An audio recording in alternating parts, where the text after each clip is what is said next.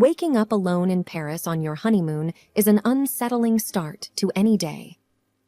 Hi, I'm Lisa. Our Parisian getaway, meant to be woven with dreams and shared memories, took a dark detour into a web of secrets when I found an odd message instead of my husband beside me one morning. Suddenly, our love story intertwined with cryptic clues and shadowy figures from the past.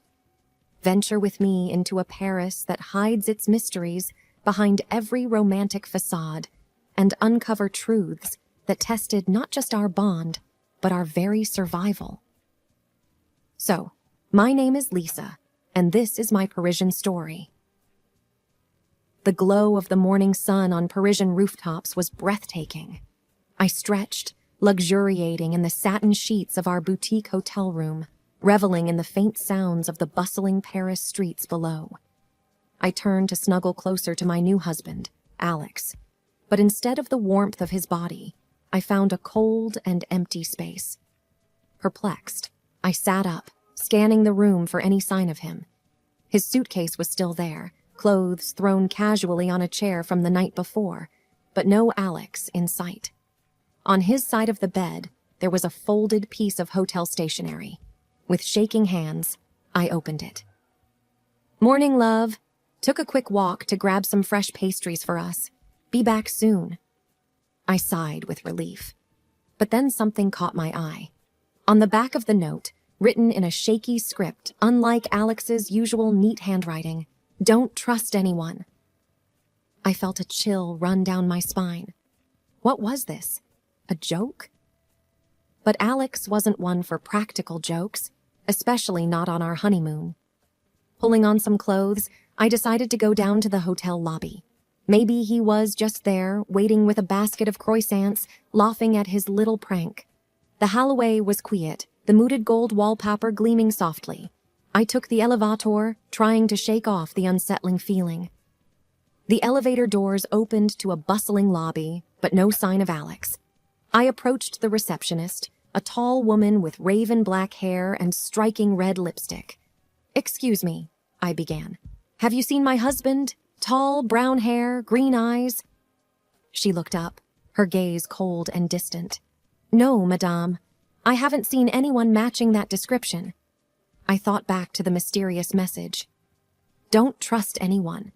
Panic bubbled up, and my mind raced. Maybe he'd been kidnapped? But why? We were just two newlyweds from Ohio. Suddenly, I remembered something. A week before our wedding, Alex had mentioned an old college rival, Derek, who had become extremely wealthy and influential after a major tech breakthrough. They had both been in competition for the same job, and Alex had won. Derek had never forgiven him. The pieces started to come together. What if Derek was in Paris? What if he had found out about our honeymoon destination and planned something to get back at Alex? I decided I needed to act. The police would take too long, and Alex might be in danger now. So I thought of a plan. First, I needed to gather information. Derek had a prominent online presence. If he was indeed in Paris, there would be some digital trail. I headed to a nearby internet cafe, blending in with the tourists. Within an hour, I found a photo on Derek's Instagram, standing in front of the Eiffel Tower, uploaded just the day before. My heart raced. This was it. This was the confirmation I needed. But how to get back at him? Then, an idea formed. Derek was a proud owner of a vintage Bugatti, a car he flaunted at every opportunity. I remembered Alex once mentioning that Derek would be devastated if anything happened to it. With newfound determination, I began my revenge plan. I would hit Derek where it hurt the most, his prized possession. But first, I needed to find out where he was staying, and for that, I needed help. I remembered a contact Alex had mentioned, an old college buddy named Ethan who lived in Paris. I decided to reach out to him. Using a burner phone I purchased, I dialed Ethan's number. "Ethan, it's Alex's wife. I need your help." I could hear the surprise in Ethan's voice. "What's going on?" I recounted the story to him, and by the end, he was fully on board. Together, we began our mission to find Derek, save Alex, and deliver the revenge he deserved.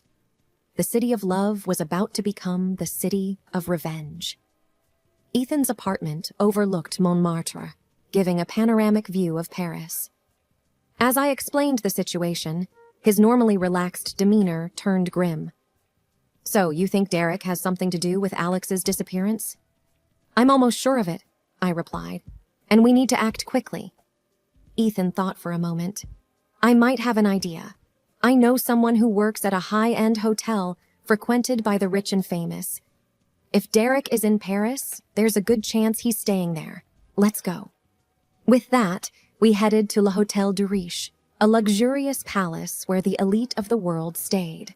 The opulence was evident in the grand chandeliers, gold accents, and lush velvet drapes. Approaching the concierge, Ethan slipped him a folded note discreetly. The man glanced at it, nodded, and then leaned in. "Room 508, but be careful." With the intel in hand, our next step was to get to Derek's room unnoticed. Using Ethan's knowledge of the hotel's layout, we took a service elevator to the 5th floor. As we neared room 508, we could hear muffled voices. Pressing my ear to the door, I strained to make out the words. It sounded like Derek, and he was arguing with someone. "Shouldn't mess with me. This is too risky." That voice, I gasped silently. It was Alex. Taking a deep breath, I looked at Ethan.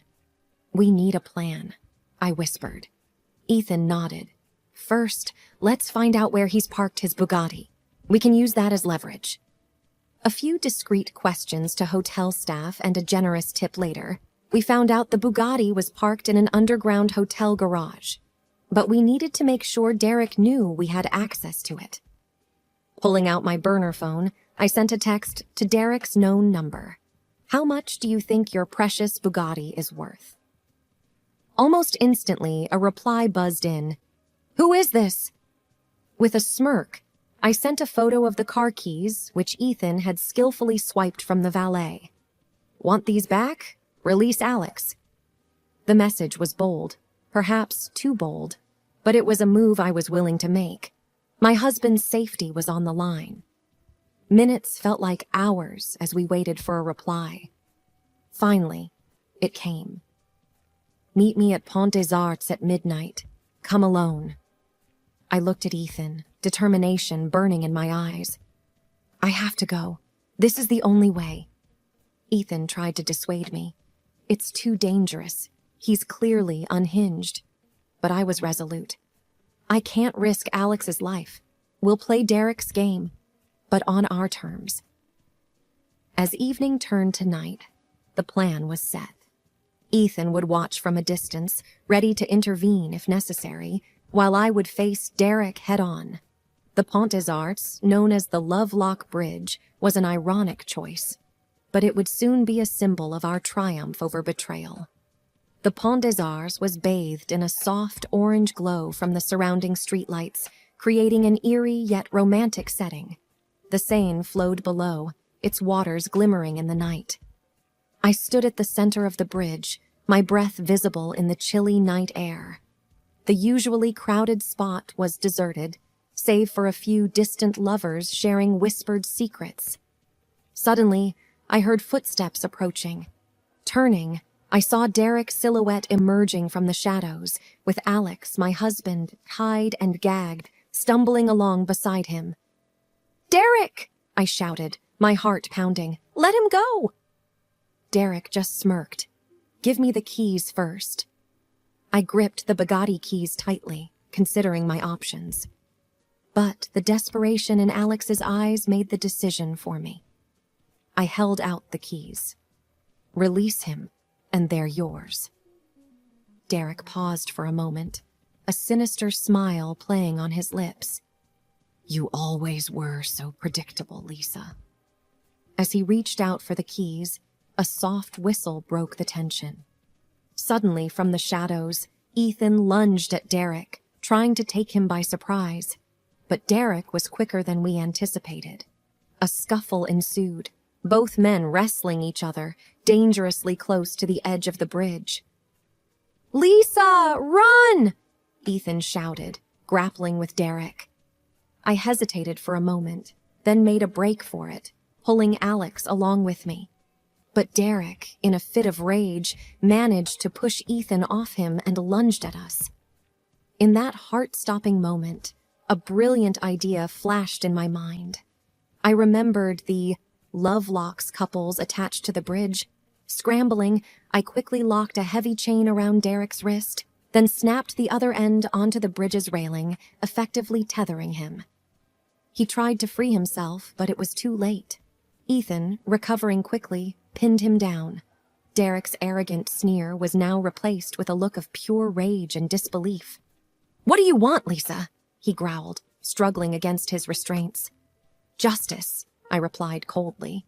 "You thought you could play with our lives? Think again." Ethan called the police, and within minutes we heard sirens approaching. Derek was arrested, and Alex, once he was freed and safe, wrapped his arms around me, pulling me close. "Thank you," he whispered, his voice choked with emotion. I was so scared. "We're a team," I whispered back, tears glistening in my eyes. "Always." Derek's luxurious Bugatti? Well, let's just say it made a generous donation to a local charity. And as for the infamous Lovelock, it became a symbol of our victory over betrayal. We returned to our hotel, exhausted from the ordeal. Our suite overlooked the Eiffel Tower, and the city lights twinkled, a stark contrast to the events that had transpired. Alex was quiet, lost in thought, staring out at the view. I walked over, placing my hand on his shoulder. "I'm so sorry you got dragged into all of this," I whispered, my voice heavy with guilt. He turned to me, brushing a strand of hair behind my ear. "Lisa, none of this is your fault. Derek's vendetta was beyond any of our control." Despite the reassurance, the weight of the night bore down on me. I took a deep breath, trying to push back the tears. "I just wanted a perfect honeymoon." Alex smiled gently. "Well, it's definitely been memorable." We both laughed, but our laughter was a mask for the pain and shock of what had unfolded. A few days later, after giving our statements to the police, we decided to head to the Louvre. Surprisingly, the art and history offered a much-needed distraction. As we walked hand in hand through the museum, I felt the tension slowly dissipate. It was then, in the midst of the crowd, that I saw a familiar face. A woman with raven black hair, dressed in a sleek red dress. She was the receptionist at the hotel on the day Alex disappeared. My gut told me she was involved. She locked eyes with me, a smirk playing on her lips, and disappeared into a nearby gallery. I tugged Alex's arm, nodding in her direction. "We need to follow her." The chase led us through intricate hallways, past masterpieces, and into the Dinan wing. She was quick, always just out of reach, but she left a trail of subtle clues, a dropped handkerchief, a distinctive scent.